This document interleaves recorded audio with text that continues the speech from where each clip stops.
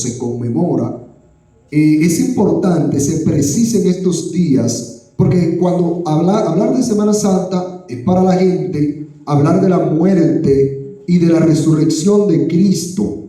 Pero cuando hablamos de la muerte y resurrección de Cristo, ¿de qué estamos hablando?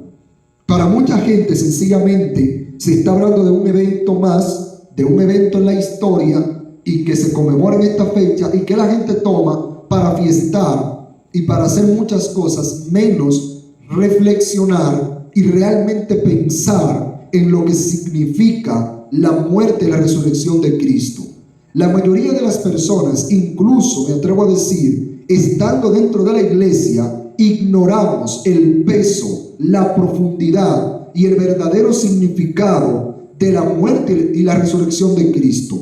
Porque hablar de la muerte de Cristo es hablar del sacrificio expiatorio por el pecado. Y cuando estamos hablando del sacrificio expiatorio por el pecado, estamos hablando de la deuda que la humanidad debía por causa de su pecado, de la enemistad que tenía con Dios, por la cual estaba destinada a la condenación, como dice Romanos 3:23, por cuanto todos pecaron y están destituidos de la gloria de Dios. El ser humano pecó, estábamos todos destituidos de la gloria de Dios, ajenos a la salvación. Vive Jesucristo para siempre.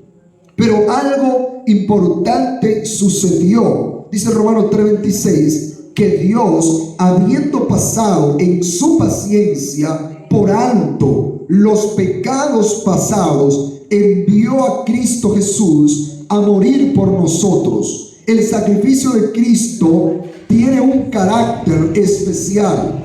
El sacrificio de Cristo es perfecto, único y permanente, porque no hay más sacrificio por el pecado. El sacrificio de Cristo es único, se hizo una vez y para siempre. Pero el sacrificio de Cristo es perfecto, porque el sacrificio de Cristo es eficiente al 100%. El sacrificio de Cristo tiene el poder de quitar de nuestra vida el pecado, de perdonar, de que pueda Dios perdonar el pecado que nosotros hayamos cometido. Y el sacrificio de Cristo, una vez hecho, tiene vigencia para siempre.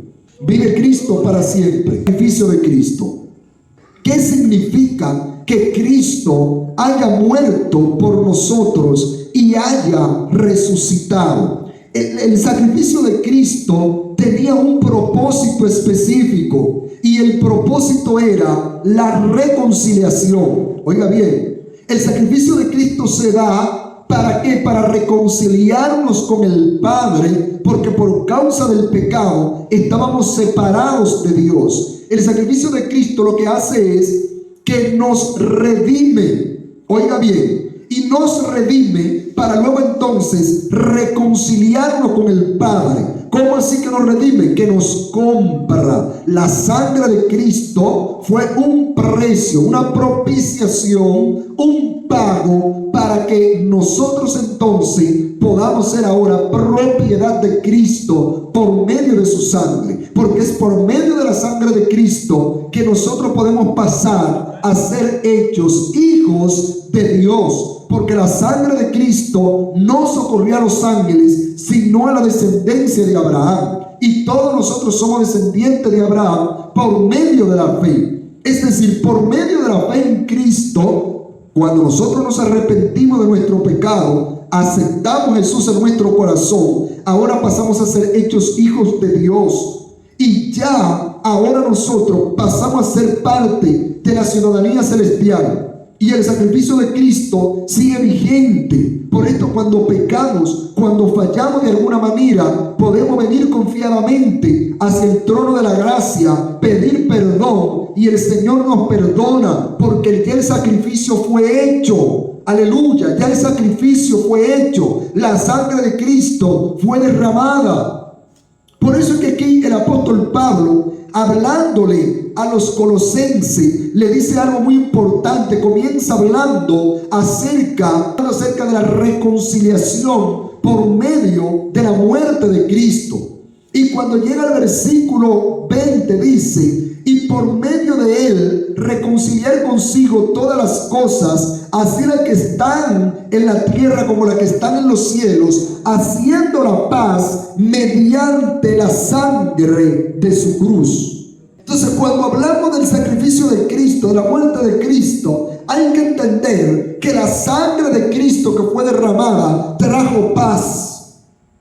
Porque había una enemistad entre Dios y el hombre. ¿Por qué? Porque Dios, en su naturaleza de santo, de su santidad, el hombre ofende a Dios con su pecado. El pecado había ofendido a Dios de tal manera que era necesario que hubiese un juicio, que hubiese una condenación, que el hombre pagara por su pecado. ¿Por qué? Porque había sido ofendida la santidad de Dios, y segundo, porque Dios es justo. Uno de los atributos de Dios es su justicia, y en su gran justicia, como un buen juez, como un juez eficiente, era necesario que la humanidad sea juzgada y que pagara por su pecado. Pero es ahí entonces donde viene Cristo y haciendo, ¿verdad? Siendo Cristo el antitipo, o sea, el cumplimiento de ese corderito que se sacrificaba en el Antiguo Testamento, de esos sacrificios de animales, que ese cordero ocupaba el lugar del ofensor. Cuando una persona pecaba, que el sacerdote ofrecía ese corderito para expiar el pecado de esa persona. Por eso es que Cristo se le llama el Cordero de Dios. Porque viene Cristo entonces y dice: no, espérense, le dice Cristo a Dios: yo voy a ir y yo voy a morir por ellos. Imagínese el tribunal, imagínese el juez sentado para juzgar a la humanidad. ¿Y qué hace Cristo? Que Cristo dice: no, impútenme a mí los pecados de la humanidad. Es decir, los pecados de la humanidad yo voy a cargar con ellos. Y Cristo Jesús por esto muere en la cruz del Calvario, cargando con el pecado tuyo y el pecado mío. Él dice: no, yo voy a morir por ellos. Porque para que era necesario, para reconciliar al hombre con Dios, un sacrificio perfecto, un sacrificio de tal naturaleza. Pero solamente Cristo, el Hijo de Dios, de la misma sustancia del Padre, podía ofrecer ese sacrificio. Solamente Cristo podía ponerse en el lugar de la humanidad para que le fuesen imputados todos los delitos y pecados que la humanidad había cometido. Oiga, entonces el sacrificio de Cristo trae paz, porque trae paz entre Dios y el hombre. Pero fíjense la misericordia de Dios. ¿Quién envía a Cristo? Dios. El plan de redención, ¿de quién es? De Dios. Aún el hombre habiendo pecado, aún el hombre habiendo ofendido a Dios, y Dios necesitando como un juez justo que se hiciese un juicio, Él mismo propicia, Él mismo proporciona la ofrenda perfecta que es Cristo Jesús. Por eso, porque cuando Adán y Eva pecan en el huerto del Edén, se sacrifica un animalito, el mismo Dios, y con la piel del animalito le hace ¿qué? Una túnica de pieles a Adán y a Eva para cubrirles. Eso era ¿qué? Una tipología, un anticipo del sacrificio de Cristo, de cómo Cristo, la justicia de Cristo, iba a constituir en nosotros justos, de cómo el sacrificio de Cristo iba a darnos a nosotros la salvación. Así como ese animalito murió, que era inocente, que no era culpable, que eso es otra cosa muy especial que hay que tener en cuenta al hablar del sacrificio de Cristo, porque ese animalito era inocente.